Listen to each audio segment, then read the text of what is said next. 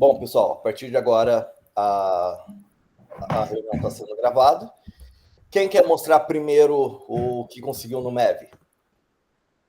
Então, vamos lá, Edson, compartilha a tela com a gente, por favor.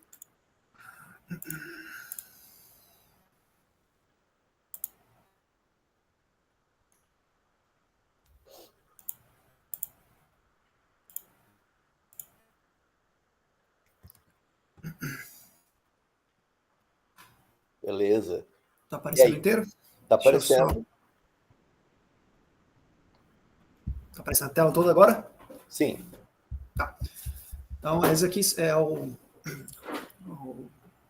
as primeiras funções, né, do programa, do site, no caso.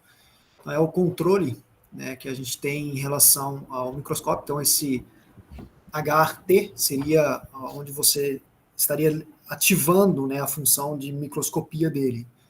Então, ele liga e desliga, né, a tensão de feixes de elétrons. Então, a primeira imagem é quando você está ativando, né, ou ligando essa HT, né, que é High Tension. Então, a primeira imagem que você tem, logicamente, depois que está bem configurado, né, seria essa imagem de cima. Já o Spot Slides, que é o tamanho do feixe, ele configura basicamente a luminosidade, né? Então, se você jogar para o canto esquerdo, ele fica mais escuro. Se jogar para o canto direito, ele vai deixando mais, o feixe vai abrindo mais e vai deixando mais claro, tá? Então, eu deixei aqui nessa imagem, no caso, eu puxei o feixe, eu aumentei o feixe dele, e aí a imagem ele ficou mais claro, né, comparado com a imagem de cima, que é a imagem que eu deixei regulado. Entender desse jeito. Esse daqui, ele é a função onde ele que é o SE e o BSE, é onde ele tem ele detecta uns elétrons diferentes. Eu não entendi muito bem se é uns elétrons mais a fundo do material ou mais superficiais, enfim. Novamente, o lado esquerdo é o material, a imagem já bem configurada, né, com todo o zoom e tudo mais, e o lado direito é ativo, com a função BSE ativado. Tá? Então, quando você desativa o BSE, ele volta para o SE, e aí você tem a imagem da esquerda. Se ativa o BSE, você tem a imagem do lado direito. Né? Então, ele capta elétrons, se não me engano, secundários ou mais a fundo daquela imagem. Essa daqui é a função de tensão. Né? Então, as primeiras voltagens, que é do 1 ao 5, você tem uma imagem um pouco mais escura. Então, se você for pegar novamente essa da esquerda, desculpa, que está bem regulada, comparar com a de cima, então é a de 1 a 5 kW. Já o de baixo, ele tem uma alta tensão, ele penetra mais a fundo no material, mas também ele acaba deixando essa imagem mais esbranquiçada, né? Então, ele acaba perdendo a sua nitidez. Quanto maior a voltagem, menos nitidez vai tendo na imagem. Aqui é mais a questão de distância, né, de foco. Então, como não mudou muito, acabei nem colocando as imagens aqui, mas a distância, né, curta, de 5 a 10 milímetros, e a longa de 15 a 25, então ele só aproxima ou afasta do campo de visão. Né. Aí vai mais da questão da nitidez também. Aqui no caso da imagem da esquerda, você aumenta ou diminui o brilho, dependendo da sua necessidade, e do lado direito está voltado mais para o contraste da imagem. Então, mesma coisa, você pode deixar ele com mais nitidez, né, com contornos mais acentuados, mais escuros, né, mais nítidos, ou você pode clarear ou escurecer, dependendo do material que você está estudando. Né, no caso aqui, eu estou estudando o aço, mas eu vi outros materiais lá, como vidro, plástico e madeira. Então, dependendo do material, você vai ter que usar mais contraste, ou menos brilho, mais brilho, enfim. No aço,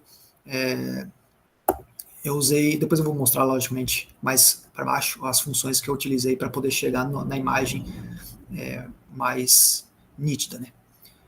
Aqui também é questão do foco, né, e da clareza. Então, esse ampliação, ele é o zoom que você dá, diferente do outro zoom, né, que é um curto e longo. Esse zoom ele chega bem mais próximo do material, e fazendo com que você observe mais nitidamente algum detalhezinho mais específico, né? Então, é o controle de zoom, né? Essa ampliação. E aí tem o foco grosso e o foco fino, que a diferença é mínima, mas você deixa mais nítido ou menos nítido, dependendo de qual foco que você vai utilizar, né? Então, a imagem de cima é a imagem mais distante, né? E aí, de baixo é a utilização de ampliação. Então, eu ampliei o máximo que eu consegui, foi essa imagem que eu obtive, né? Seria mais ou menos essa imagem aqui do centro, que ele está aqui, ó, bem aqui, que ele está pegando. Não sei se você consegue ver o meu mouse. Então, ele conseguiu ampliar bastante aí essa área. E aí, no caso, essas funções aqui, ele corrige mais o borrão, né? Às vezes a imagem está um pouco borrada, que seria astigmatismo, e a parte de visão melhor, né, para melhorar a visão, né, como se fosse se aproximar e distanciar, mas de um modo que deixe a imagem mais nítida. Então, essas funções ele tira o borrão. Às vezes está um pouquinho borrado, e aí você regula, e aí acaba transformando isso numa imagem mais nítida, né, essas funções aí. Aqui, então, é a configuração que eu consegui chegar, utilizando aqui a voltagem, né, de 5. Aqui, no caso, o spot size eu utilizei 10 milímetros, a distância também foi de 15, aí o brilho, né, um pouco acima de 50%, o contraste eu utilizei o máximo, essa ampliação eu não utilizei nada, né? Aí aqui o foco, aí o fino foco, né, que é o grosso e o fino dos focos, que eu utilizei praticamente aí uns 35, 40%. Aqui é a questão que eu mencionei, que seria a parte de borrão, né, para poder corrigir quando a imagem está muito borrada, então eu tive que aumentar um pouquinho para corrigir a imagem e deixar ela nessa situação aqui. Então, eu vou dar um exemplo aqui da ampliação. Então, eu ampliei, né, em questão aqui uns 25%, eu tive essa imagem aqui. Já aqui, que é a imagem que eu falei que quando ele está, o SE está desligado, você tem essa imagem. Quando você tem o BSE, que ele atinge os elétrons secundários, né? E aí você tem uma imagem, talvez eu acho que um pouco mais aprofundada desse material. Alguém quer comentar sobre esses elétrons? Alguém encontrou uma informação diferente? Tá. Não, volta lá, deixa lá. Oh, desculpa, perdão. Deixa eu voltar de novo.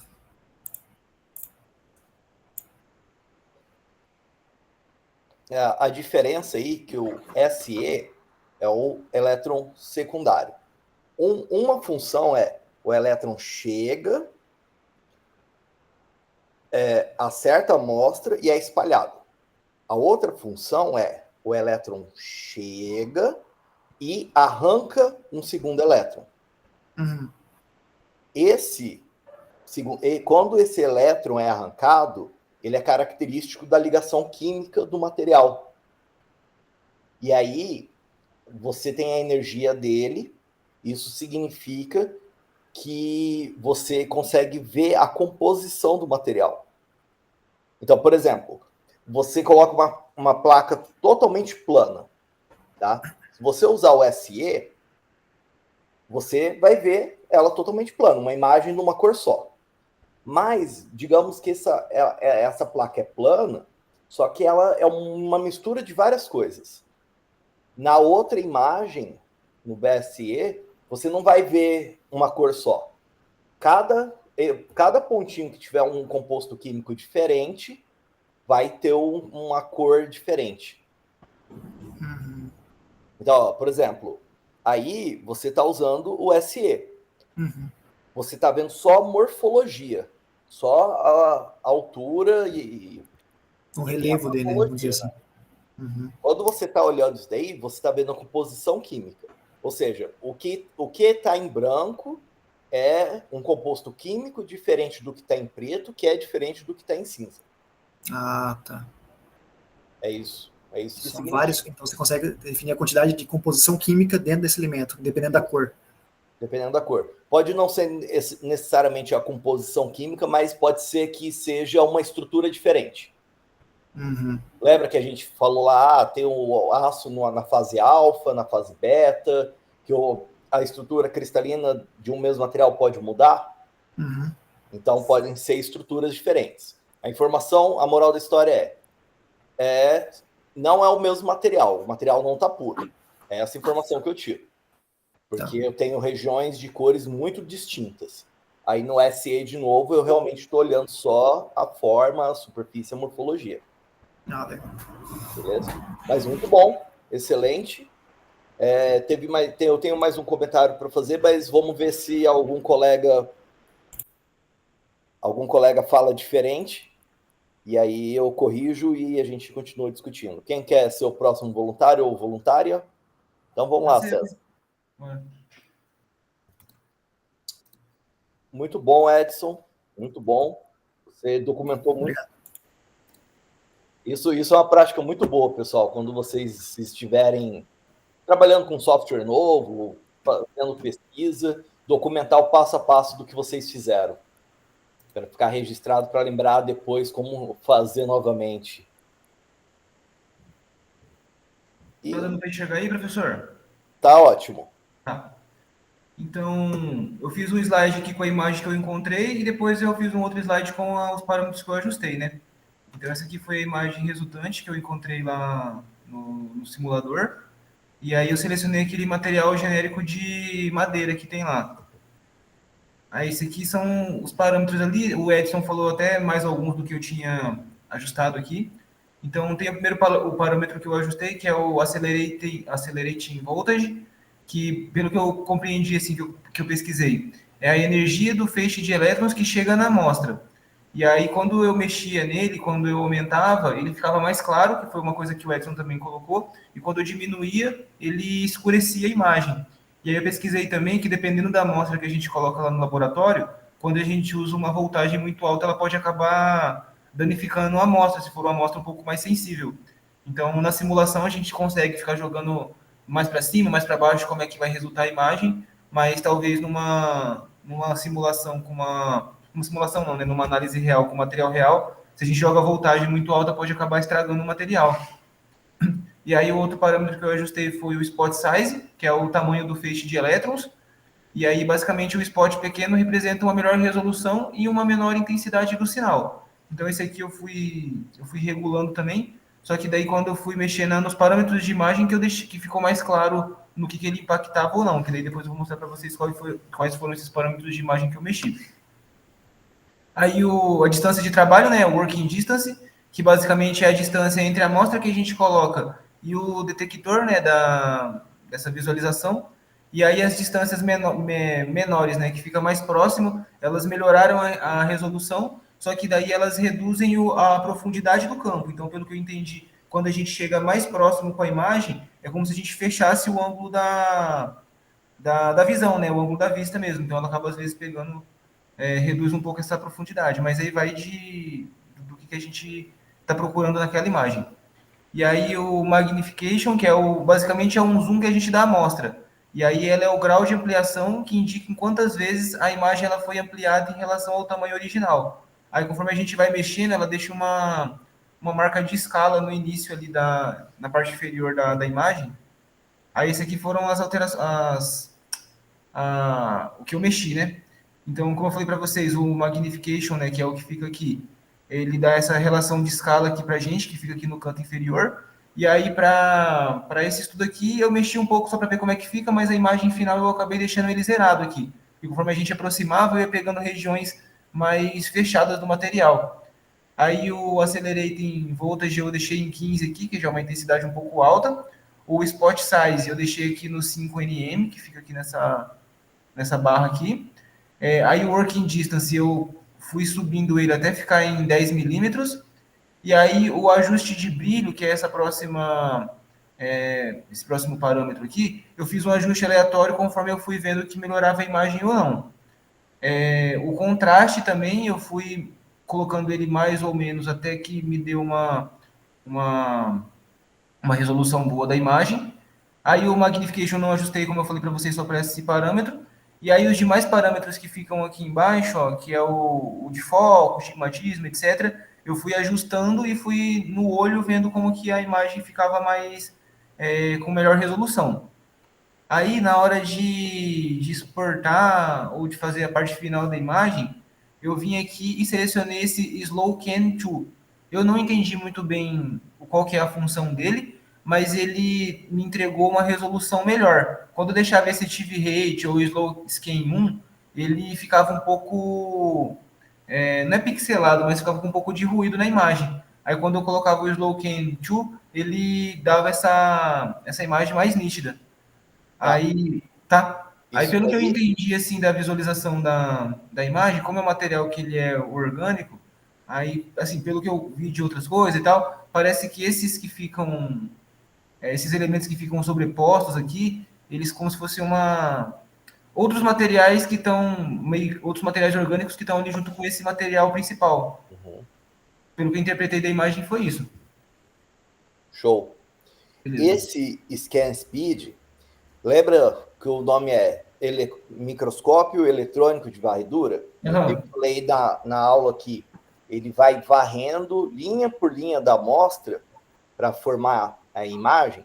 Uhum. Então, ali é onde você seleciona a velocidade de leitura da linha, que é a Aqui, distância entre elas. Então, quando uhum. você coloca na prática, eu não me lembro se esse simulador faz isso, mas se você coloca uma leitura lenta, ele vai varrendo pixel por pixel bem devagar, aí a imagem vai meio que renderizando devagar. Isso. Quando você coloca um slow can menor, né, mais rápido, ele renderiza a imagem mais rápido. Por quê? Porque ele está varrendo mais rápido. Uhum. Como ele está varrendo mais rápido, ele perde qualidade. Uhum. Então, geralmente, na prática, o que a gente faz? A gente coloca no mais rápido para fazer o ajuste grosso Uhum. da imagem. Aí, a hora que esse ajuste grosso está com um foco legal, a gente está conseguindo já ver a imagem, aí a gente vai para um slow can mais lento. Aí a gente melhora o ajuste. Aí vai para o próximo. E aí, quando a imagem está perfeita, a gente coloca no modo fotografia. Aí Entendi. eu acho que ele só tem 3 velocidades. Mas Isso. os equipamentos às vezes têm mais. E aí tem o ultra lento, que ele vai varrer muito devagar, vai demorar 2, 3 minutos só para fazer uma imagem. Uhum. Mas é isso. É para isso que serve essa função. Tá. Beleza? Beleza, professor. Ótimo, ótimo. Então agora, sua vez, Natália. Minha vez. Deixa eu compartilhar aqui. Tá todo mundo vendo? Deixa eu pôr no... Sim.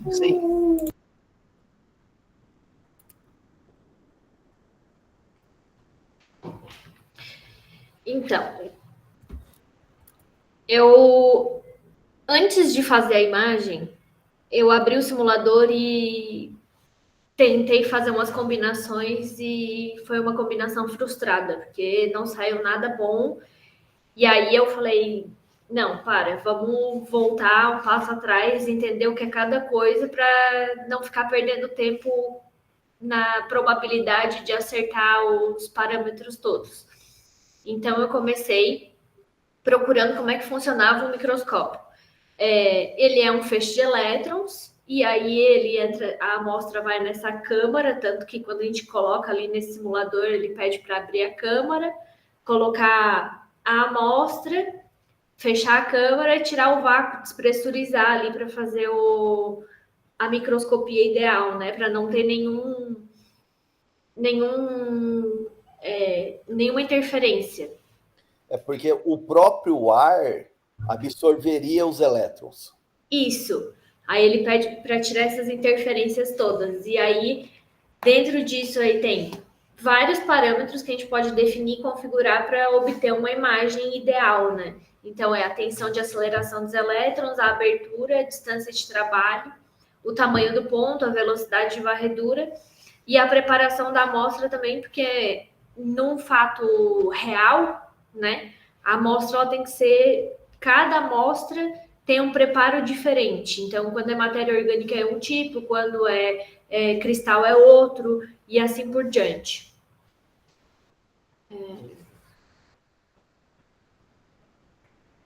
Então, aqui, a tensão de aceleração dos elétrons é o aumento da tensão de aceleração. Quanto mais forte sinal, menos ruído tem na imagem. E essas altas tensões, elas geram mais penetração na amostra. Dependendo do que está trabalhando, a gente pode até danificar a amostra. Então, tensões mais baixas podem fornecer melhores detalhes, dependendo da superfície, se ela for condutora ou não. A distância de trabalho, que é a relação da amostra com o feixe. Então, essa relação de quanto mais próximo, quanto mais longe. Isso é por conta da lente, da amostra e o tipo da imagem que vai sair, né? Por conta da resolução, mais próxima ou mais lenta ou mais afastada. A abertura, que é a abertura desse facho, né? Então, se é uma abertura maior, uma abertura menor, então se ela vai espalhar mais, se ela vai espalhar menos. Ela é escolhida com imagens de baixa ampliação, a fim de aumentar a corrente de elétrons. Uma abertura menor é escolhida para trabalhos de alta resolução, ou seja, uma pequena parte com muita resolução. E a abertura maior é para pegar a maior parte dessa amostra.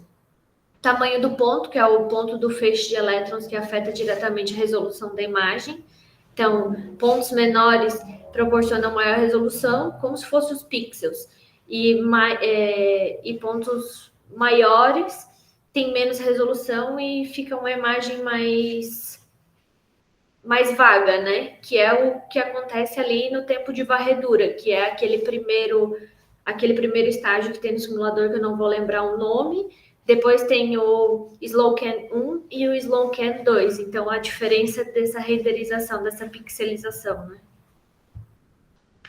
Aí, a velocidade de varredura, que está ligado lá na parte do ponto, do tamanho do ponto. O astigmatismo, que é a parte de distorção da imagem, que é essa correção de sobreposição de imagens, né, que pode ter. O alinhamento da lente, o ajuste de foco, que aí é meio que instintivo, né? Vai vendo até onde a imagem está nítida ou não.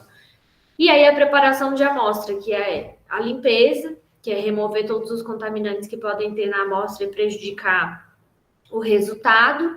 O revestimento, tem algumas amostras que não são condutoras e podem exigir um revestimento condutor. Isso eu fui dar uma pesquisada depois, que eu achei interessante.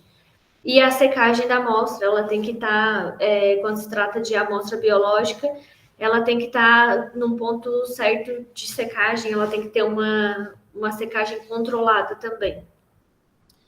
Uma coisa interessante que você tocou aí na preparação da amostra é que a amostra no MEB ela tem que ser condutora para você conseguir fazer a imagem. Então, sim, por exemplo, se você trabalha com material solo-cimento, você vai... Como que você prepara a amostra? Você tem um stub, um suporte metálico, você vai colar uma fita de carbono, que é condutora, aí você vai vir e vai colocar um pouco do seu material em cima. Depois você vai levar num equipamento chamado sputtering.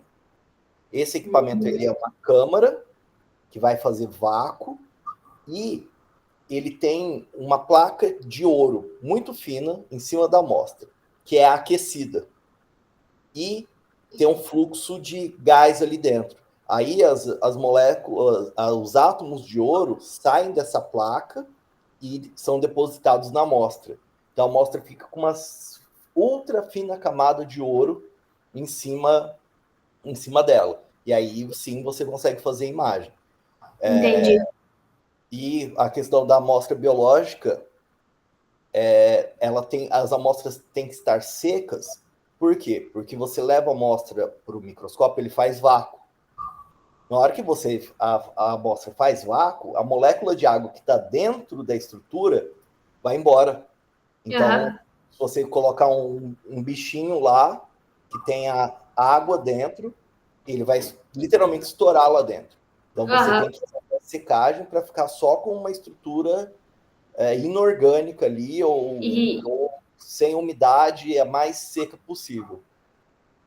Esse processo de secagem ele tem que ser bem controlado, né? Pelo que eu estava vendo também, porque não pode extrapolar alguns parâmetros, porque senão também perde as características do que tu quer ver no microscópio. Sim, é super complicado fazer a secagem. É um procedimento que você tem que fazer com muito cuidado, depende muito de amostra para amostra. Se é, sei lá, um vegetal, é um cuidado, se é um inseto, é outro cuidado. Então, para cada tipo de amostra, tem uma técnica de secagem, e sim, é um processo lento e bem cuidadoso. Uhum.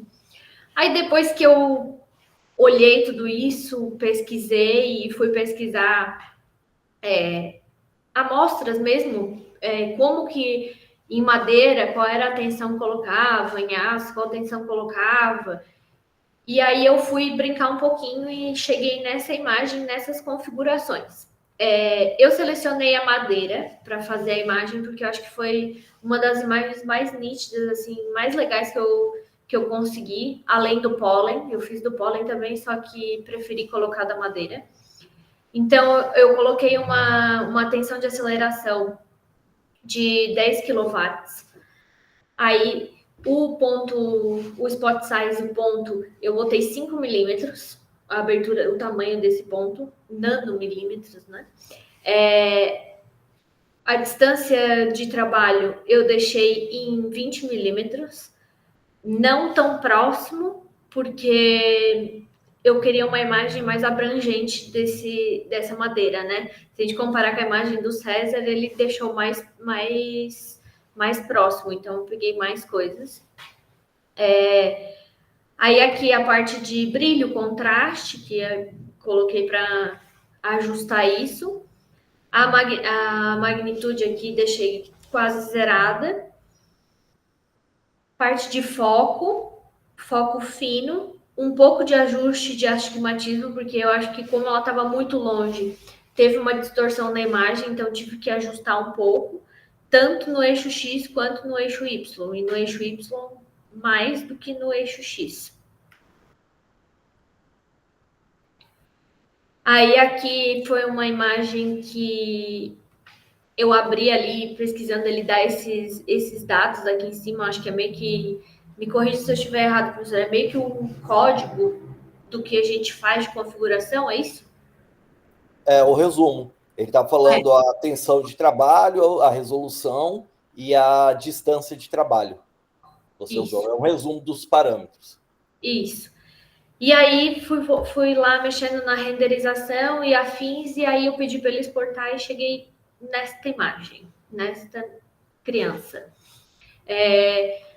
Como o César falou, é uma amostra de madeira, então ela é um material orgânico, e a gente pode ver que tem contaminantes nessa amostra, né? Essas coisas refletindo mais aqui são materiais diferentes do que seria talvez a madeira em si, só a madeira, né? E é isso. Daqui para frente já começa o outro trabalho. Beleza. Então, um dos grandes desafios, eu acho que... Edson, você pode compartilhar o seu de novo? Que o seu, eu acho que tem uma imagem que está maior, que acho que é mais fácil de a gente explicar. A minha imagem do aço que eu tentei fazer ficou horrível. E olha, vai, volta, mexe, volta.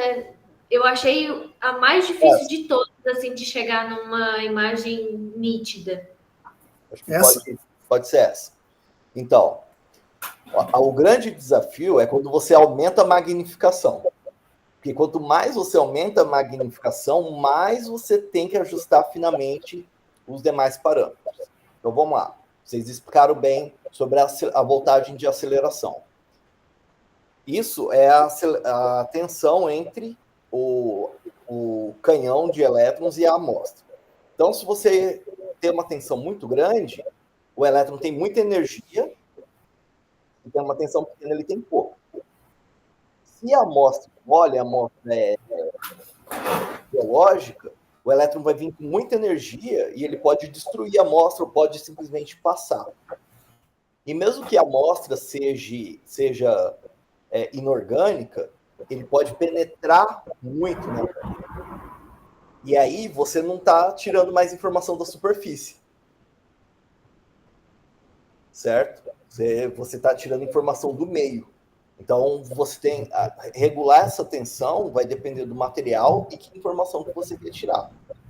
Se a sua morfologia for muito suave e você colocar uma tensão grande, você não vai pegar esses detalhes. Então, você vai diminuir a tensão. Beleza, isso é tensão.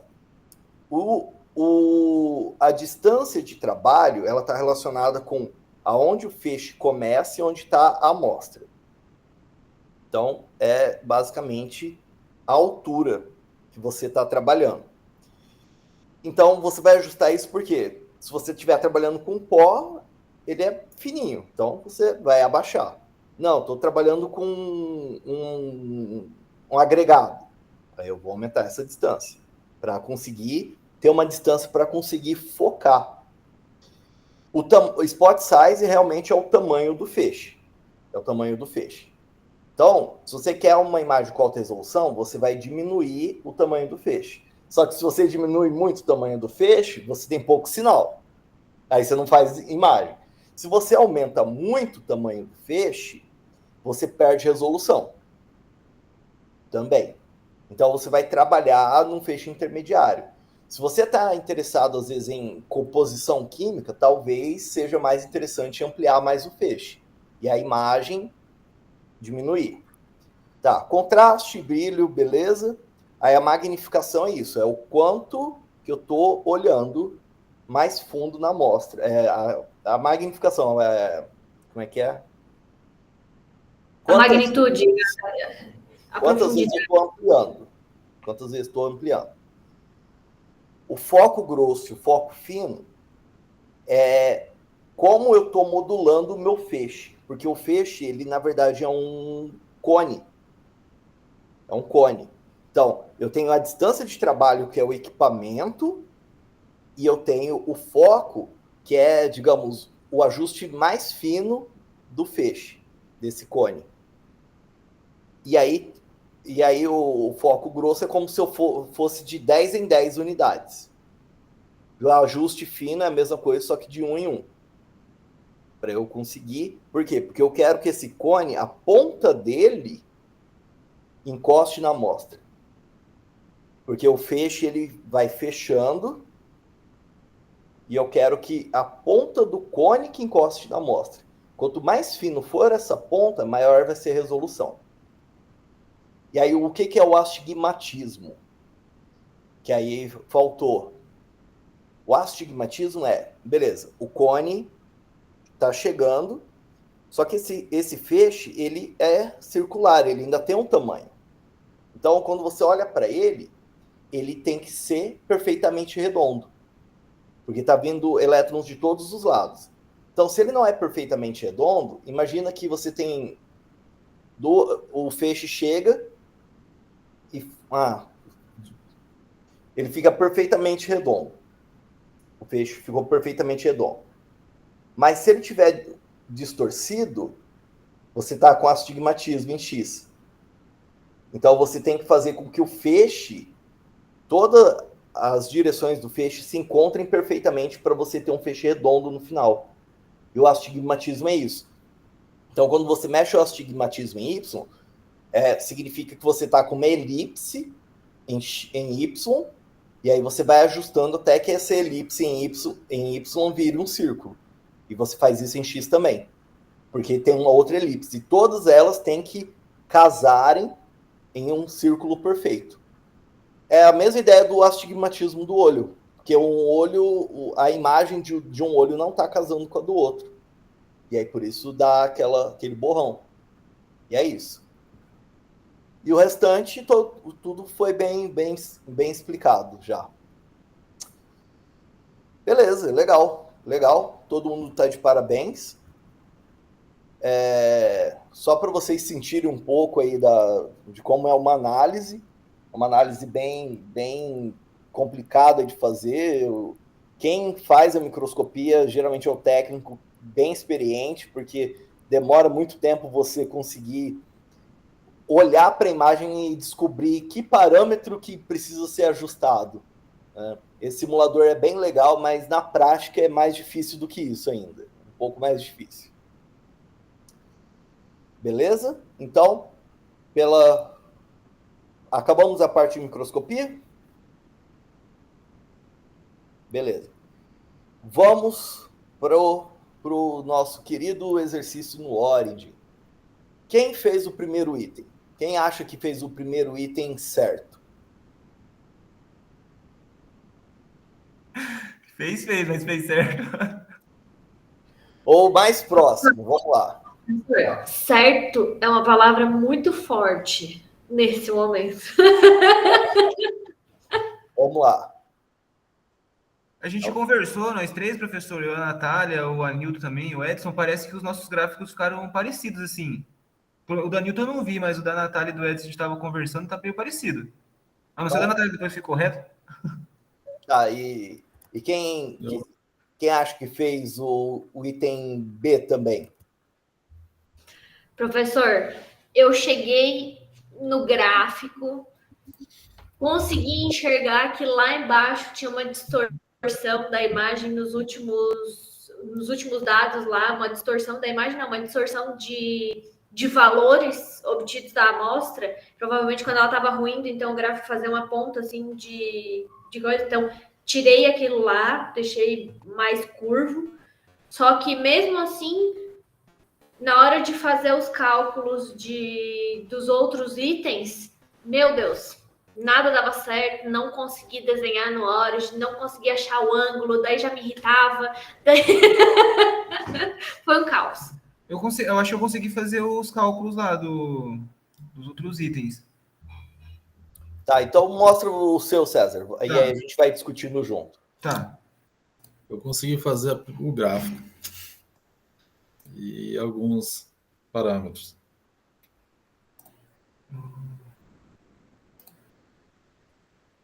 Tá dando para ver aí, né? Sim. Tá. Então, eu peguei aquelas informações que foi fornecida para o exercício, né? Daí eu fiz a conversão dos dados que era necessário fazer, né? Para achar a tensão e deformação. Aí, esse aqui é o gráfico que eu encontrei. Aí eu dei uma olhada em outros gráficos de referência, né? De tensão e deformação. E ele tem uma cara semelhante, também um pouco semelhante daquilo que o professor passou para a gente na aula. Ele tem essa ascendência aqui no começo, né? Depois tem os outros itens do gráfico. Aí a questão 1B, que seria o módulo de Young, né? Que é o módulo de elasticidade. Eu determinei lá onde que seria, né? Esse ponto. E aí ele dá aquele valor de slope, que é o que aparece aqui. E aí, pelo que eu pesquisei, a gente consegue converter o valor de slope para MPa, que daí seria a resistência ali desse trecho dessa parte inicial aqui do gráfico, né? Não, aí esse slope é o coeficiente angular da reta. Isso. Esse slope significa o módulo de elasticidade. Beleza. Isso. É o valor. Tá. E aí ele é dado em MPa mesmo, né? MPa. Isso, então aí essa parte eu acredito que eu consegui fazer, que eu sabia que era uma relação ali angular entre a tensão e a deformação, né? Uhum. Tá. Aí o outro item, que seria o módulo de resiliência, que daí ele é o valor de força que fica nessa região aqui também, né? Isso. Que daí eu fiz lá delimitei a região, perdi para calcular com base na integração matemática, né? Uhum. E aí ele me deu o valor aqui de área, ó, que consta aqui aqui onde eu estou demarcando aqui com a bolinha azul. Aí dá esse valor de área, que daí pelo que eu pesquisei, a gente jogando a vírgula para lá, depois aqui, jogando, no caso ele dá o valor de área, e aí eu joguei a vírgula 3 casas para lá, ele dá um valor de quilojoule por metro cúbico. Ou MPa. Ou MPa. Você poderia ter colocado essa área do jeito que você colocou, MPa. Ah, tá, entendi. Ah, tá. Isso que eu me confundi depois, que isso aí seria a força necessária para esse ponto aqui, né? A energia. Energia, isso. Tá. E aí, esse é o módulo de resiliência, né? Que é o que fica aqui nessa parte inicial. Daí tem o módulo de tenacidade, que daí é a energia toda que foi aplicada naquela amostra, né, professor? Isso. Isso. Aí, por exemplo, ó, o módulo de resiliência, ele deu 23,1 kJ por metro cúbico, né? E aí, o módulo de tenacidade, ele é bem maior, porque daí ele pega toda a energia que foi aplicada na amostra toda. E aí, ele deu o item lá do valor de área, que daí, como o professor falou, né, podia ter mantido para deixar como MPa, mas eu fiz a conversão e deu 612,1 kJ por metro cúbico.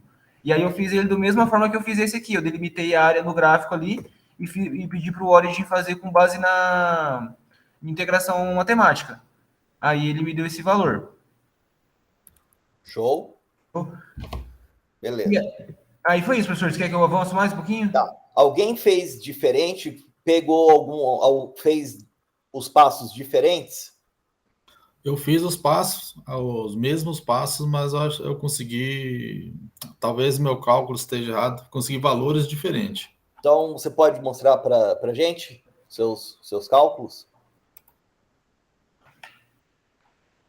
Tá, já vai. Deixa eu colocar aqui para apresentar.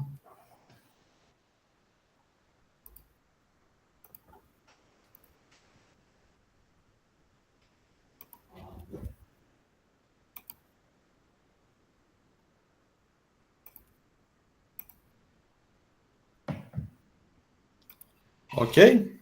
Não, tá aparecendo a tela do Meet. Tá. E agora? Continua, tela do Meet.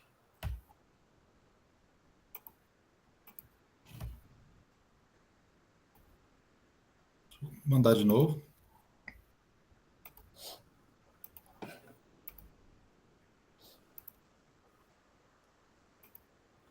E agora? Beleza, apareceu.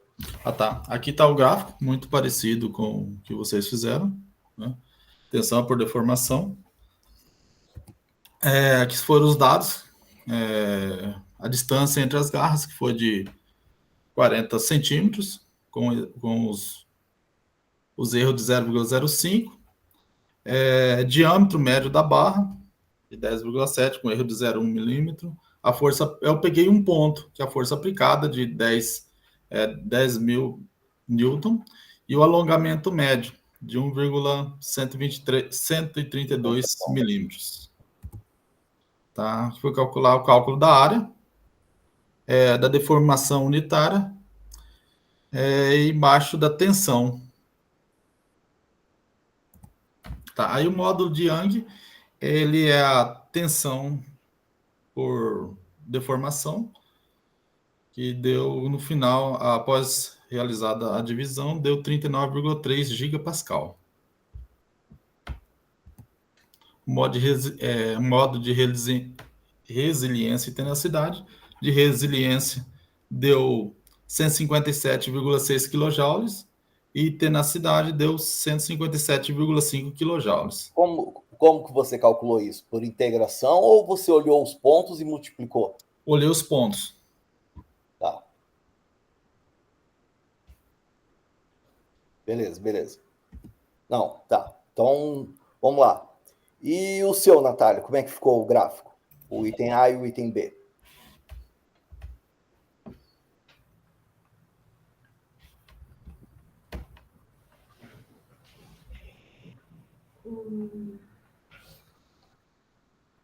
Então, o gráfico, professor, ficou assim. Deixa eu só botar aqui para apresentar.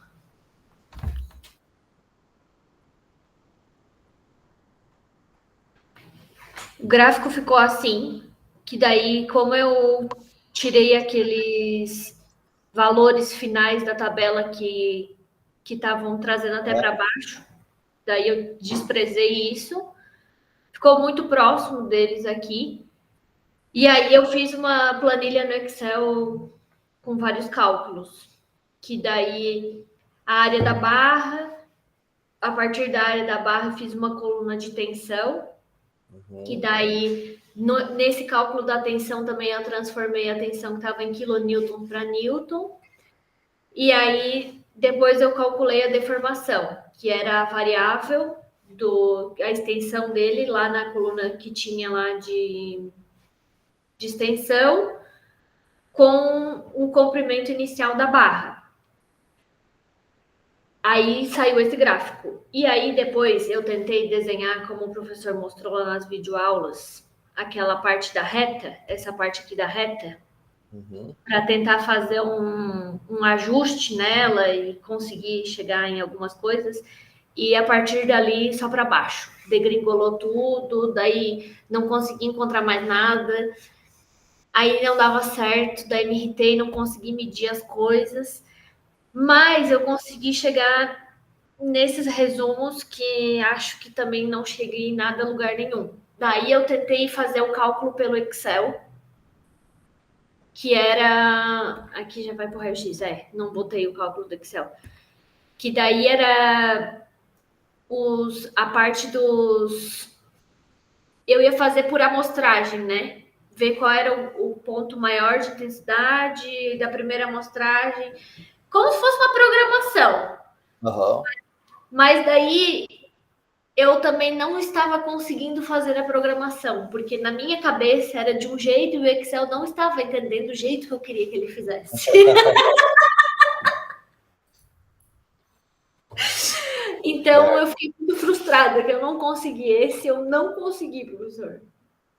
Tudo bem. Vamos voltar no... Foi o César que abriu primeiro, né? Você pode voltar no seu gráfico, César? Posso? Vou colocar aqui, professor.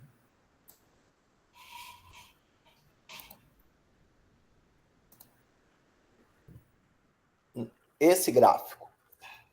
Aí tem uma coisa muito, muito importante que eu gostaria que vocês, sempre que olhassem um gráfico, pensassem. Faz sentido os valores que estão no gráfico?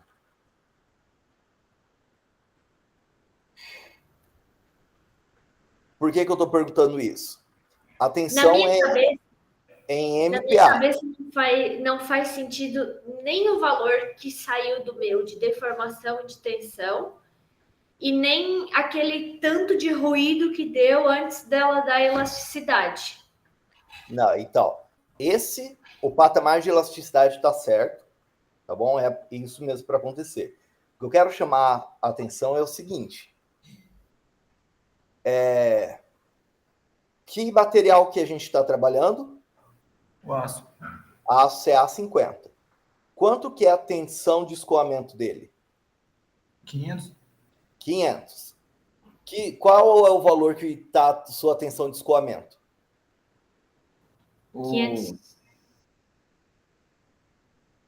Está 0,5. abaixo de 0,5, né? Ah, sim. Uhum.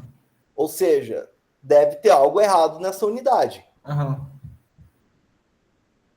Porque o material tem 500 e a sua escala vai de 0 até 0,6. Uhum. Então, isso daí é um indício que muito provavelmente na hora que você estava fazendo as contas, você esqueceu um fator multiplicativo de 1000 ou dividiu por 1000, errou alguma conta lá, porque é centímetro ao quadrado. Só que centímetro ao quadrado significa 10 a menos 4 metro quadrado. E a força também estava em quilonewton, ou seja, era 1000 newtons. Então tinha vários numerozinhos, fatores de conversão que tinha que tomar cuidado. Mas aí, qual que é a dica? A dica é você já saber de antemão a ordem de grandeza das coisas. Então, esse gráfico do aço, a gente espera que o máximo dele chegue em torno de 600 MPa. Esse é o esperado para ele. Ele tem que ter aproximadamente 500 MPa na tensão de escoamento e a resistência aproximadamente 600. Às vezes pode ter um pouco mais, um pouco menos, mas é dentro dessa ordem de grandeza. Então, no momento que você plotar um gráfico, que você olha a ordem de grandeza. Primeira análise que você tem que fazer. Aí tem a segunda análise. Olha essa deformação. Ele deformou até 1,2. O que isso significa?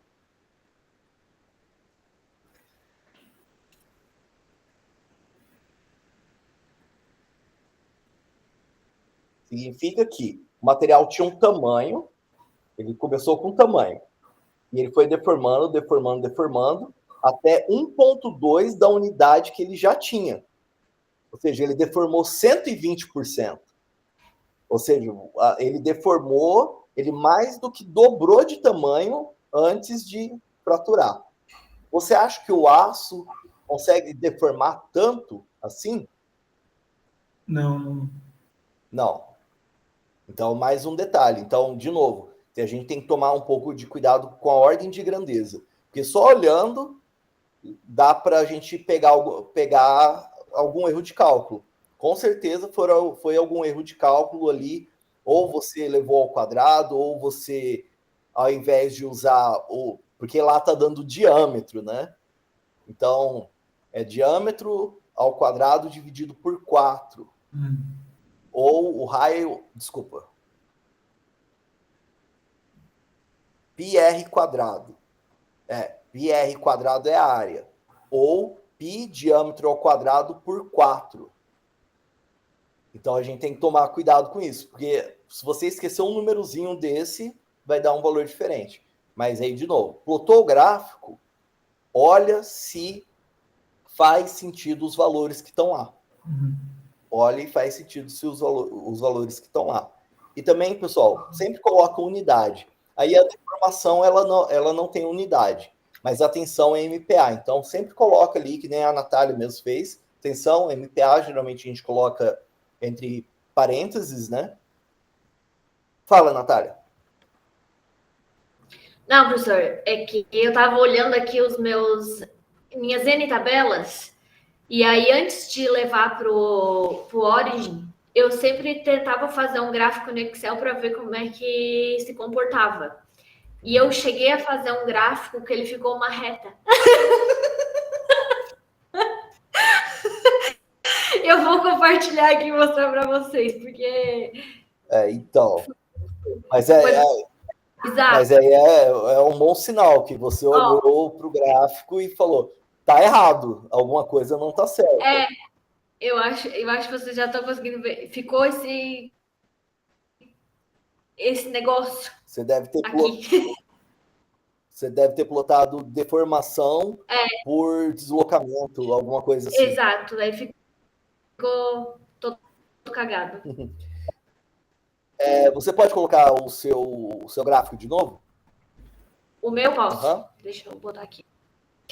Então, a ideia que o César mostrou do módulo de resiliência, módulo de tenacidade, tá certo? É aquilo mesmo, fazer pela integral. Tá. O Anilton, ele fez o cálculo, só que ele não usou a ferramenta do software. O software tem a ferramenta para fazer, o Anilton fez sem a ferramenta. Talvez vocês também poderiam ter feito no próprio Origin, só multiplicando a linha com a coluna certa. Também daria, tá? É alternativo. Só que a ideia aqui era fazer pelo Origin, usar a ferramenta do Origin. Então, eu tentei fazer isso. Só que eu não sabia... Eu não sei se eu peguei a ferramenta errada ou o que, eu não conseguia pensar o ponto certo. Daí aquilo estava me dando um negócio. Aí eu queria traçar umas retas para conseguir ter Tipo, eu queria traçar um aqui para fazer esse cálculo aqui dessa área, que é a parte aqui onde o material começa a ficar mais plástico, né? Perder a tensão dele. E aqui, no máximo, ver qual era as coisas, mas não conseguia desenhar, não conseguia fazer isso.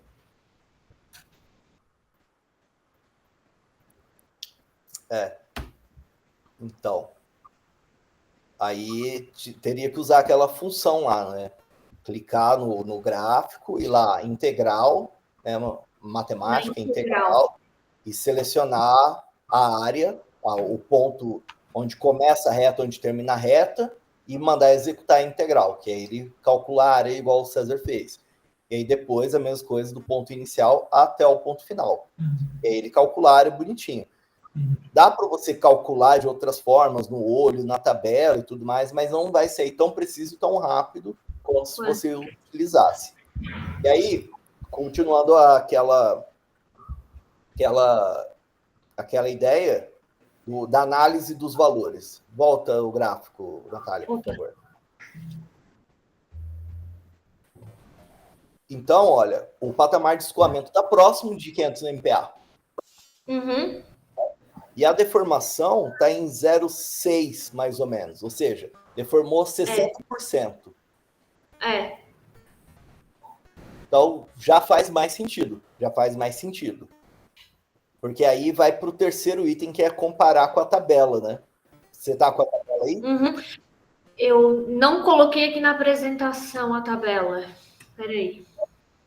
Putz, pior que não. Deixa eu compartilhar a minha tela inteira e abrir o Enunciado.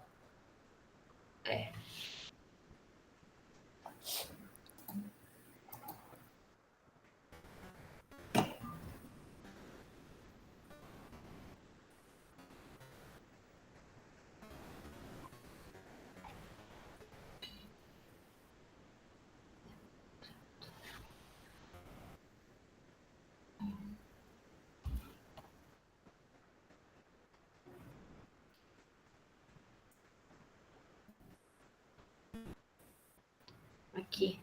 Beleza. Então, a ideia era simplesmente comparar o que você testou com essa tabela para ver se... A ideia é, eu fui lá, peguei uma barra de aço e testei ela. Será que ela está para uso ou não? E aí eu vou olhar nessa tabela. Eu vou olhar que linha dessa tabela. A resistência dela, que chegou próximo ali, ele bateu os MPAs necessários, próximo de 500. Então, volta no seu gráfico. Deixa eu dividir a tela aqui, que eu acho que é mais fácil. E aí a gente consegue... Aqui.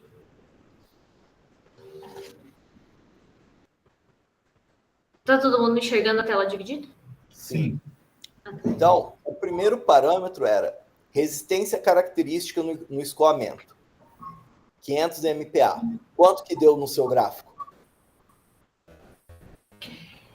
Próximo de... O máximo dele aqui, próximo de Não, 550. o escoamento.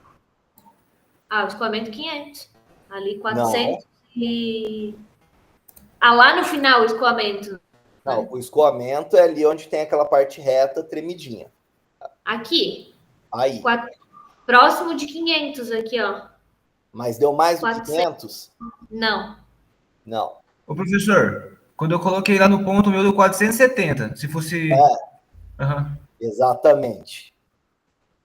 Essa barra de aço que foi testada, ela deu um valor de escoamento menor do que o que a norma pede.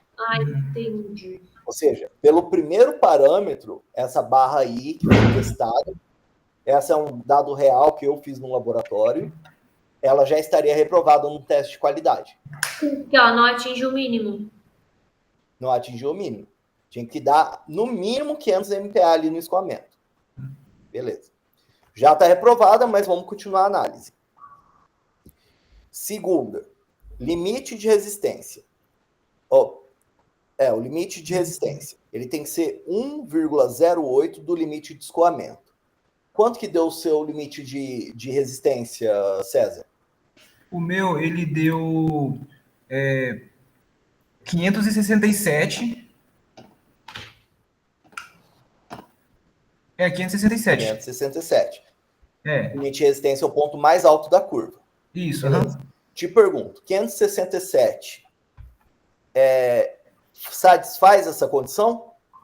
Deixa eu dar uma olhada na minha anotação aqui. Ele satisfaz, porque se fosse para comparar o parâmetro direto, ele seria pelo menos 540 MPa, né? Então, bom, deixa eu fazer a conta aqui. Você falou que A resistência deu quanto? O do valor que eu medi lá no gráfico deu 567 MPa. 567. E quanto que deu o limite de resistência? O limite de escoamento. O limite de escoamento deu 470 MPa. 470. Ou seja, 567 dividido por 470 dá 1,2. Ali tinha que ser o quanto? 1,08. 0,8. Então, se deu 1,2, passou do segundo teste. Isso. Passou do segundo teste. Alongamento na ruptura, 8%. O da Natália teve quantos por cento?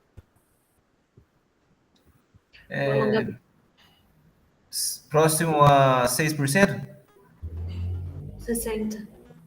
Então, o da Natália tem algum erro ali, porque 0,6 significa 60%, né? Uhum. Então, deve ter algum erro de cálculo ali.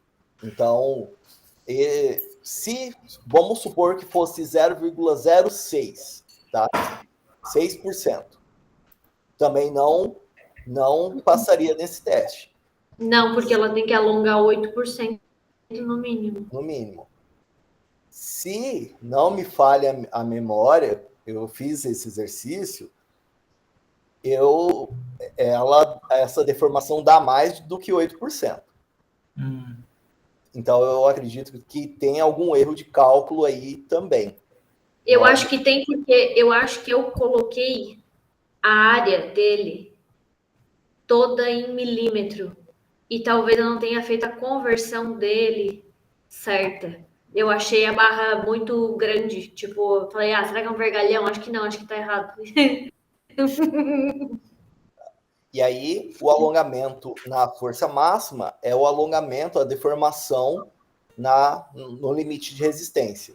Então, o limite de resistência, o ponto mais alto, está ali entre 0,5 e 0,6.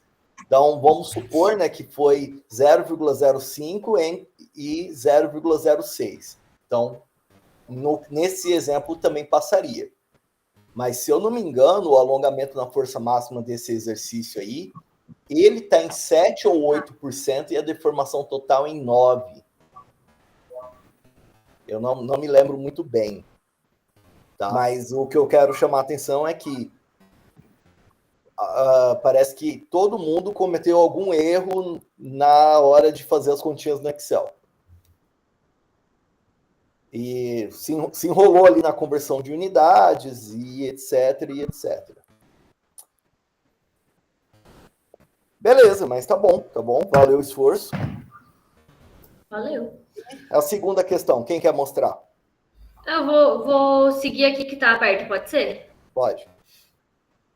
Aí é do raio-x, que quando a gente coloca lá os dados ofertados, né? Uhum. Se tu colocar em pontos, ela vai ficar mais dispersa. Daí eu coloquei em linha e depois eu pedi para ele fazer um ajuste lá no... O smooth para suavizar. Isso. Mas esse aí é o item B. É o B? É. É o B. O item A era para normalizar primeiro. Não normalizei. Só fiz o smooth. Tá. O smooth de 5 pontos ali, a gente vê que mudou muito pouco, né, o gráfico. Muito pouco. Então ele continuou ruidoso, mas diminuiu bem pouco. Alguém fez o item A? Alguém conseguiu normalizar? Não? Só fiz o gráfico e smooth também. Alguém fez um smooth assim, bem suave? Eu fiz mas não foi muito suave, não. Foi com 50 pontos. É bem mais suave do que 5. Vamos ver como é que ficou.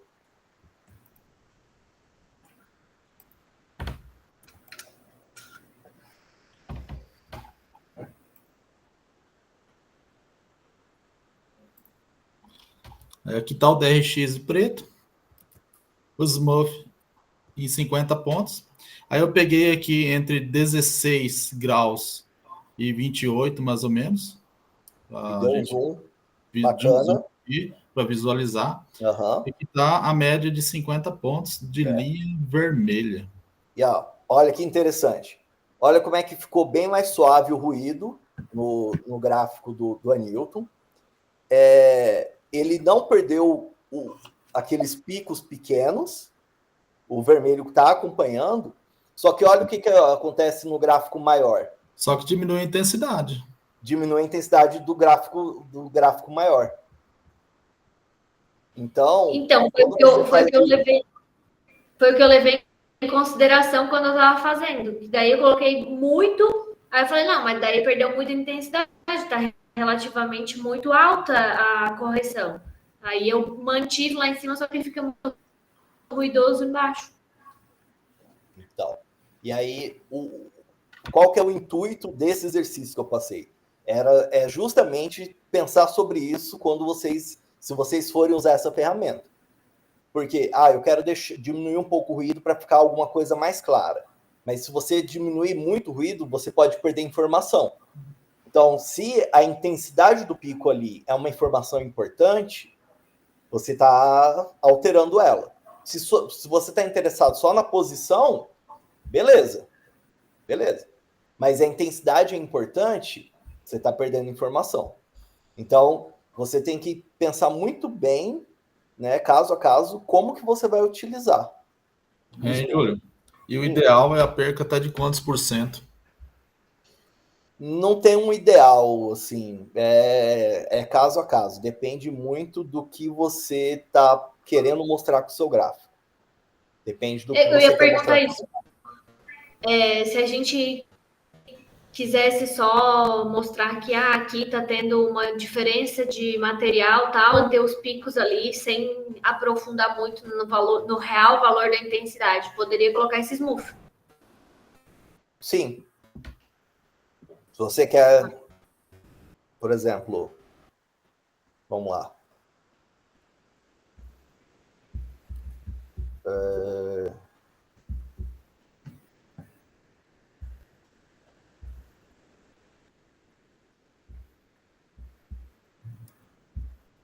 Tá. Minha vez. Eu vou colocar a tela cheia. Isso me dá muito medo. Coisas comprometedoras, né? Vamos lá. Tá. Tá aqui eu peguei os dados da segunda questão. Então, isso daqui são parâmetros do microscópio. Formatar, editar, substituir, ponto por vírgula, substituir tudo. Dou Ctrl lá, vamos lá no... Cadê o Origin? Tá. Aqui está o meu gráfico do Origin. Vou ajustar a escala aqui de 0 até... 0 não. De 15, que ele começa, até 80, para ficar mais nítido. E no vertical de menos 100 até 2.350, que deve dar. Beleza. Então, eu estou vendo a coisa bem ruidosa aqui. O primeiro passo era mandar normalizar. Não vou formatar as coisas, não, para a gente não perder tempo. Mas o primeiro passo era normalizar o gráfico. Então, eu tenho que selecionar o gráfico e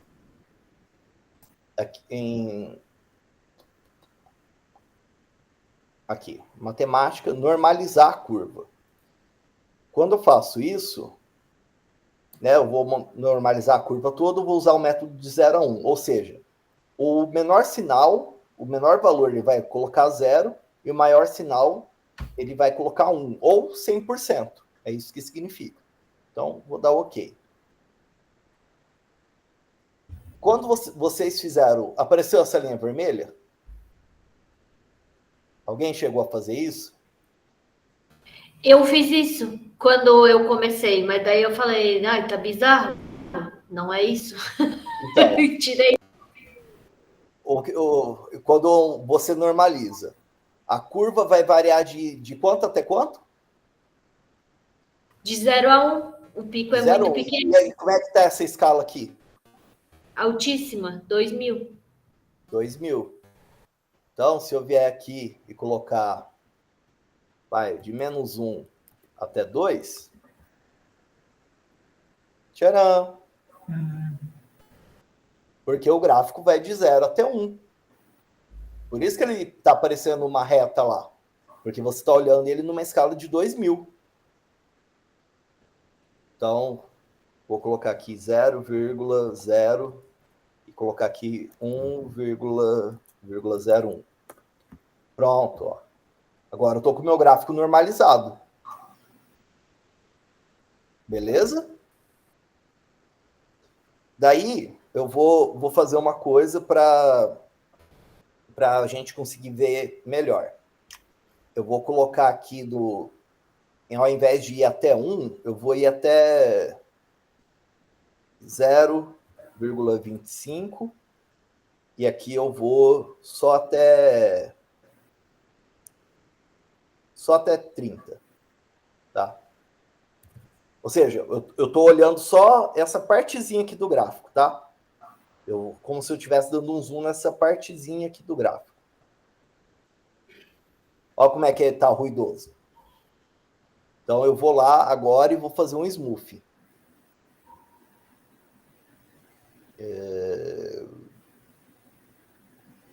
Eu nunca lembro.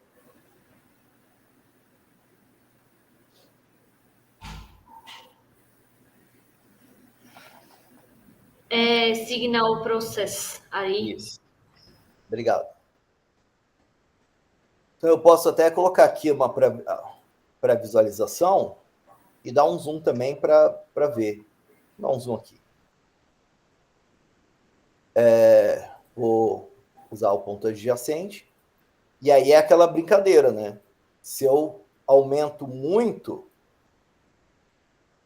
Opa, aumentei demais até. Ó o que ele faz com o pico. Ele faz uma média tão grande que o pico vira... Mas, se eu olhar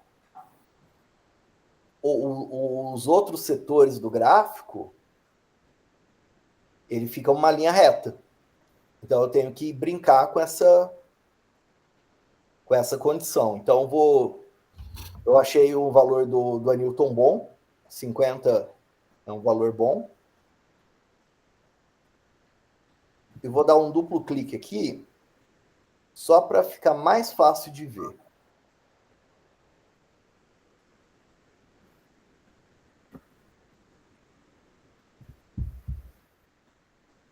Ó, o em preto é a difração mesmo, com ruído, e em branco é o smooth. Então, fazendo isso aqui, fica bem mais fácil de ver.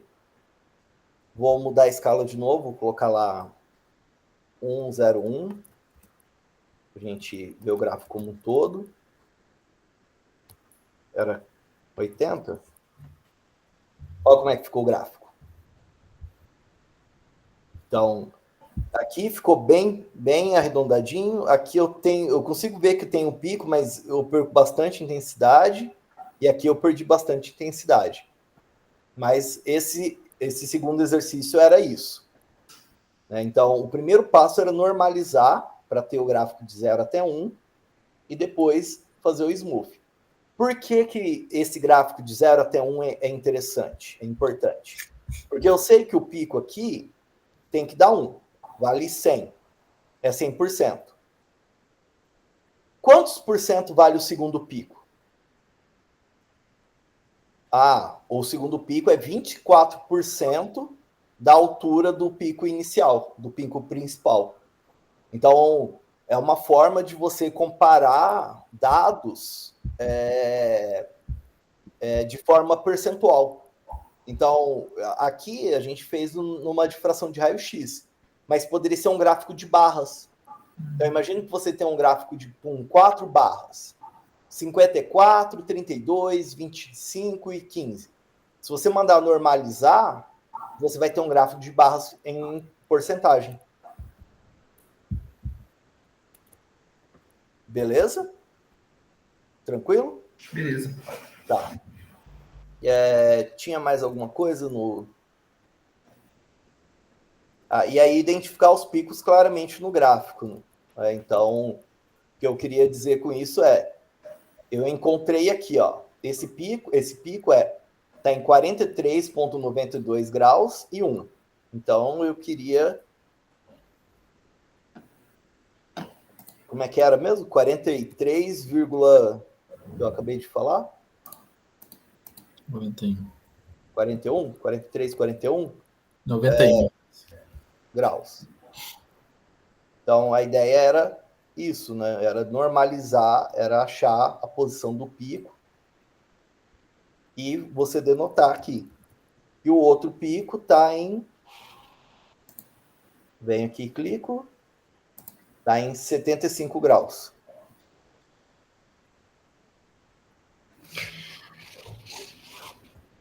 Eu acho que agora, vendo fazer e entendendo mais a ferramenta, depois de ter mexido, apanhado, agora faz sentido e é muito mais fácil. Não. Assim, a falta de massa cefálica também, né? Que poderia ter pesquisado mais coisas, mas é que naquela ânsia de conseguir fazer e não perder tempo e olhar e tentar, acaba fazendo tudo errado. Não, mas esse que é o desafio do trabalho. Pegar uma coisa que você nunca fez e tentar fazer e errar e etc. E agora vocês estão no mestrado, né?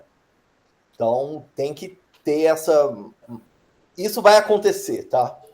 Mais vezes. Isso vai acontecer muito mais vezes durante o curso. Tá. O próximo exercício... Então, a segunda questão era só isso. Quem fez a terceira? Posso colocar aqui. Então, por favor, Nilton.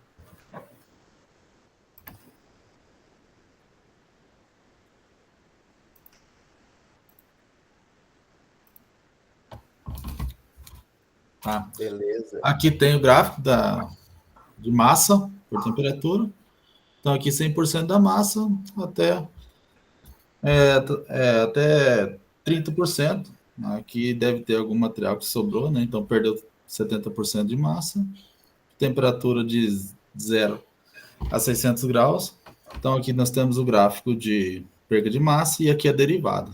Aqui na derivada, cada ponto aqui ela me diz a temperatura ideal, a temperatura de perca. Essa derivada é a derivada que está na tabela. Isso, da tabela. Beleza. Isso, então aqui cada ponto, então temos aqui um pontinho em mais ou menos 60 graus aqui, temperatura 60 graus Celsius. Um segundo ponto aqui, mais ou menos 160. E um terceiro perto de 200. 180, mais ou menos. E o próximo de 300. O outro próximo de 360, quase 370. É bem interessante, porque a curva em preto, ela varia um pouquinho a curvatura, Isso. mas a derivada entrega que ali aconteceu alguma coisa mesmo. Né? Porque olhando só a curva preta é difícil de dizer onde começa, onde termina essa curvatura. Então, beleza. Todo mundo conseguiu fazer esse exercício? Alguém teve dificuldade? Eu não consegui, não. Não? Não. Aonde você travou? Ô, professor, na verdade foi falta de tempo mesmo, que eu fiquei quebrando a cabeça no exercício 1 e 2 ontem. Aí, hoje de tarde eu fui pegar para fazer isso daí, só que tava chegando o horário. Daí eu até falei pra Natália, acho que eu vou pro próximo, porque eu vou acabar me confundindo. Então foi essa... Não, tá certo. Não, beleza. E o próximo item, Newton? Aqui eu não sei se está certo também. Aqui está a curva, o gráfico é praticamente o mesmo, só que aqui está a curva com o erro, né, estipulado. Então, como é muitos pontos, ficou muito próximo. E aí foi calculado as derivadas. Então, aqui em azul temos a derivada que foi apresentada anteriormente, e em vermelho a derivada após colocar o erro. Então, a única diferença que eu vi aqui é que a primeira perca, quando coloca o erro, a temperatura aumenta um pouquinho, em torno dos 20 graus, mais ou menos. E após uma certa temperatura alta, não dá para ver muita diferença, não. Só mais nas temperaturas mais baixas. Uhum. Beleza. Eu não consegui ativar o erro. Eu fui lá, coloquei o gráfico. O meu primeiro gráfico deu igual ao da Newton. Daí, o segundo, eu fui lá e coloquei para ativar lá em cima, lá no book mesmo. Para colocar para ativar o erro. Uhum. Só que ela não aparecia nada, ficou uma reta normal. Você Na hora que eu fiz, escolheu o gráfico e mandou plotar de novo? Sim, tanto que eu tirei a outra reta e fiz outro gráfico e ele ficou reto. Então, vamos lá. Opa.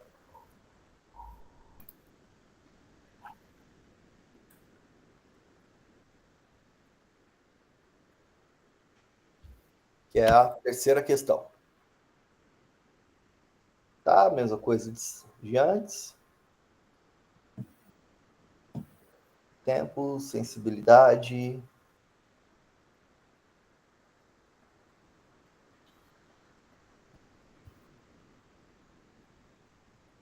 Ixi, melhor.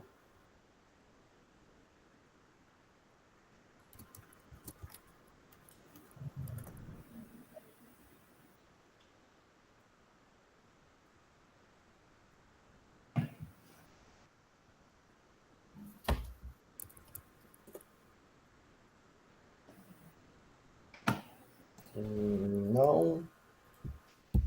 Importe.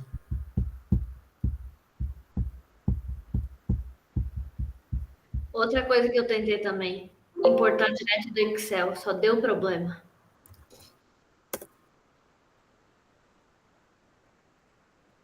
Vamos ver se eu consigo importar aqui.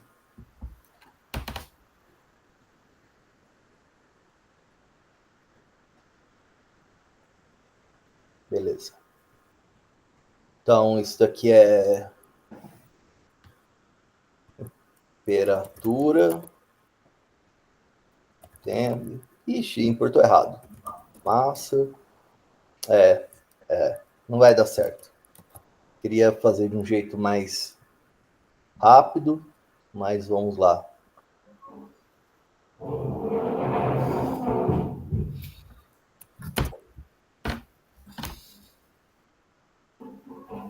Não, aqui também vai dar.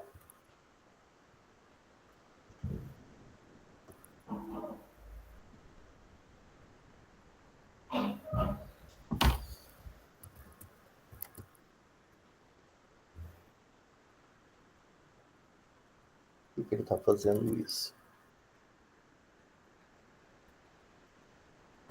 A tabela do meio, ela tá copiando como se fosse uma célula só. Tive que colocar no Excel e separar também, professor.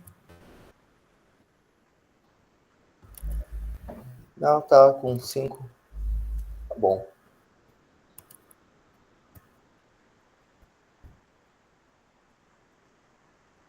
Então, temperatura, tempo, massa, DTG e sensibilidade.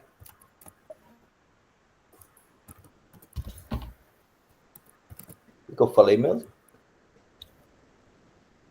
Massa, DTG e sensibilidade por último. Massa, DTG, sensibilidade. Então, a sensibilidade é o erro. Ixi, ele não... Tá. Eu vou fazer assim só para ficar de exemplo. Tá. Quer que eu espelhe o meu aqui? Eu abri o meu aqui no Tá, então abre o Orange aí. Melhor. Deixa eu compartilhar aqui.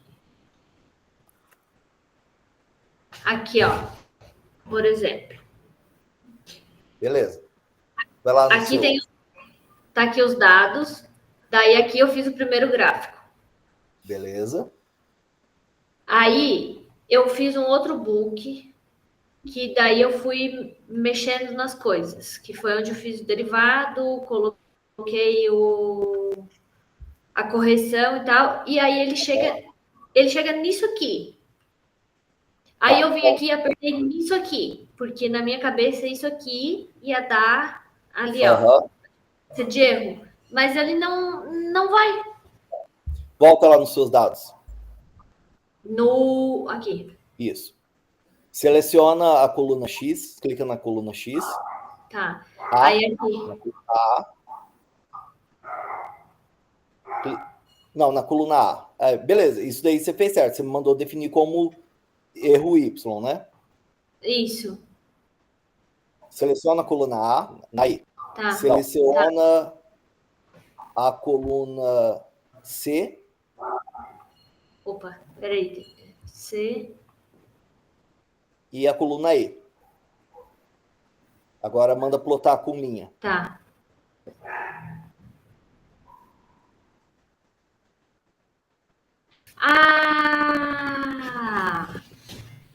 Muito obrigada. Era isso. Esse exercício é parecido com aquele que eu fiz no exemplo, só que eu fiz um exemplo com barras, né? Uhum.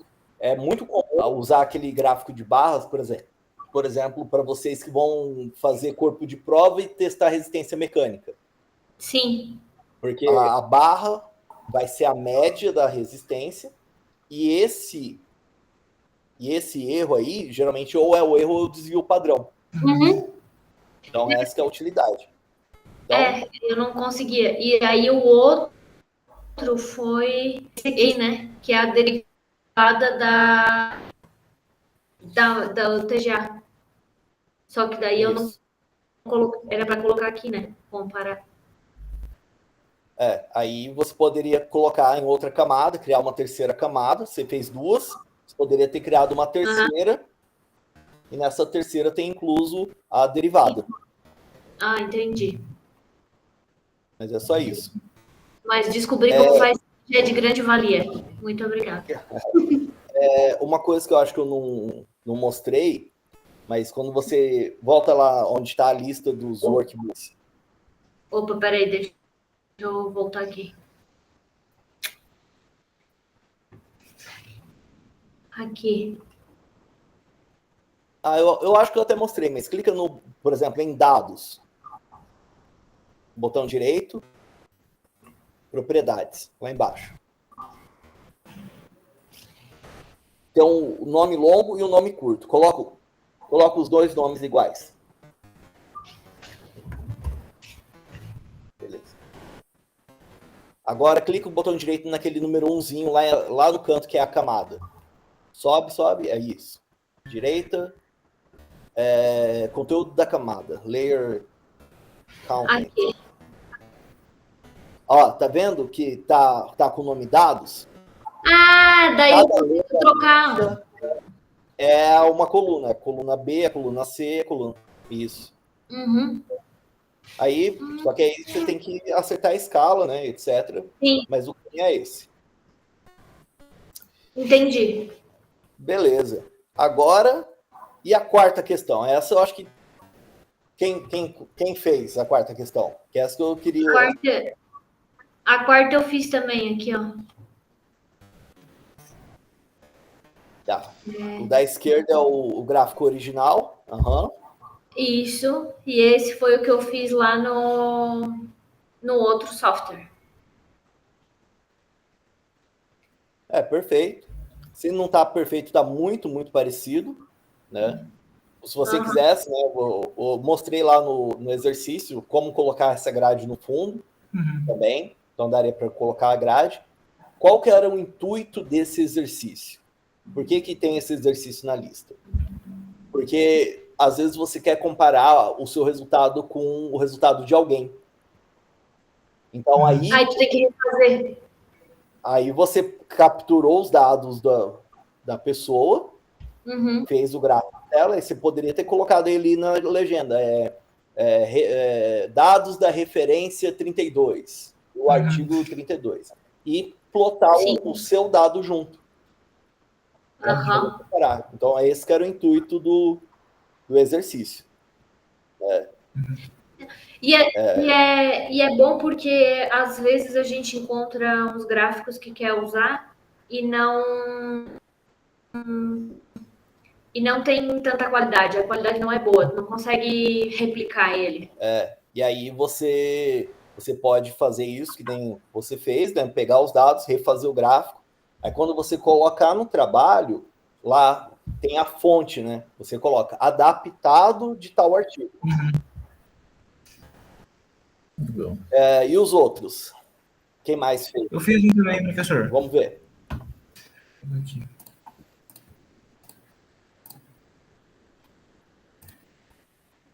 Aqui. Ó, esse daqui é de um artigo que eu estou lendo, esse da esquerda, que ele pega um corpo de prova e ele testa 3 vezes o mesmo corpo de prova. E aí é uma relação de tempo com temperatura, né? Que ele está usando um método de fio quente para poder saber a condutividade térmica. Então, esse aqui é um corpo de prova testado 3 vezes. Aí aqui embaixo é a relação de tempo e aqui à esquerda é a relação de temperatura, como é que ele vai absorvendo. Daí a modificação que eu fiz foi pegar, eu fui bem no centro assim, e eu fui pegando a média entre essas 3 temperaturas. Aí esse daqui é o gráfico que eu fiz, né? Aí aqui embaixo é o tempo de medição, né? E aqui à esquerda é a temperatura que ele vai atingindo. Aí a única coisa que eu não consegui ajustar bem é porque eu coloquei para pegar como referência o zero, né? Tanto de temperatura quanto de tempo de medição. Só que daí ele jogou menos 20 e 20 aqui também. Aí foi uma coisa que eu me confundi, mas aí eu consegui pegar um gráfico mais limpo com a média que eu precisava. É só uma questão de escala. Uhum. Bom, é uma forma. Esse gráfico que você fez, você também poderia ter feito. Você tá. Que nem a Natália fez, ela plotou ponto e linha. Você Ponto e plotou linha. só linha. Só linha, Você poderia ter plotado ponto e linha. Para ele sair aqui na intersecção, aqui onde ele pegou a média, né? Entendi a sua intenção. Beleza, é uma forma. Se é isso que você quer mostrar, beleza. Mas outra coisa, poderia ter colocado os pontos juntos. Tá, e aí a pessoa entendi. veria exatamente os pontos que foram medidos, né? Mas aí é a interpretação. Por exemplo, lá no seu artigo você escreveria: no gráfico a seguir, nós temos uma linha que representa a média de temperatura e etc. Sim, Beleza, show. A gente aprendendo a usar a ferramenta, agora eu acho que abre bastante porta, assim, porque é bem interessante mesmo essa ferramenta. Beleza. E você, Edson? Eu acho que da aula de hoje eu não odeio mais tanto o Origin. Sim. O final de semana de feriado foi só ódio, né? Nossa, gente. Desculpa.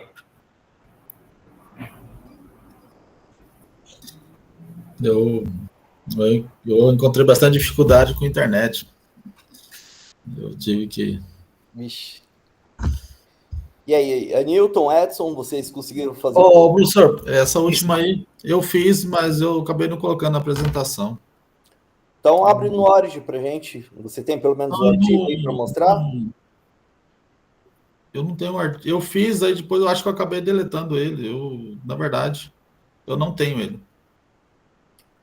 Tá, beleza. Esse último aí, professor. E você, Edson, conseguiu fazer? Não, esse não, professor. Não? Tá bom, beleza. Eu sinceramente... Então a gente acabou de ver até o último exercício, né? Até o último exercício. Então, eu sinceramente achei que a gente não ia conseguir terminar hoje. Eu achei que ia ficar para amanhã. Mas eu também queria fazer mais uma atividade. A atividade é a seguinte. Eu quero que cada um de vocês procurem um artigo, um gráfico num artigo que vocês gostariam de fazer parecido, mas vocês não sabem fazer.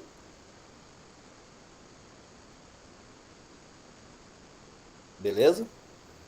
Não sabem fazer. E aí vocês colocam um artigo lá no AVA e falam, olha, eu queria fazer um gráfico parecido com o da figura 7. Que aí na aula de amanhã a gente vai tentar fazer junto. Tá. Beleza? Então é isso. Porque, por exemplo, existem gráficos que têm escala logarítmica, tem uma escala em cima, outra embaixo. Então, procurem algum artigo e coloquem lá no Word falando, ó, eu quero fazer o da figura 7. Tentem fazer isso e aí amanhã na aula a gente tenta fazer junto. Tenta aprender junto, tenta tirar essa dúvida. Pensa num gráfico que provavelmente você vai fazer algum parecido no seu trabalho. Beleza? Show? Aí esse daí você vai abrir uma atividade agora, professor? Vou colocar no AVA agora. Tá, aí a gente só sobe o artigo completo e escreve qual que é a figura que a gente quer replicar. Tá. Só isso. Beleza. Beleza? Então, pessoal, por hoje é só. Amanhã nos vemos às 5h30. Uhum. Tá bom? Então, obrigado, pessoal. Bom descanso para vocês. Valeu, professor. Obrigado. E valeu.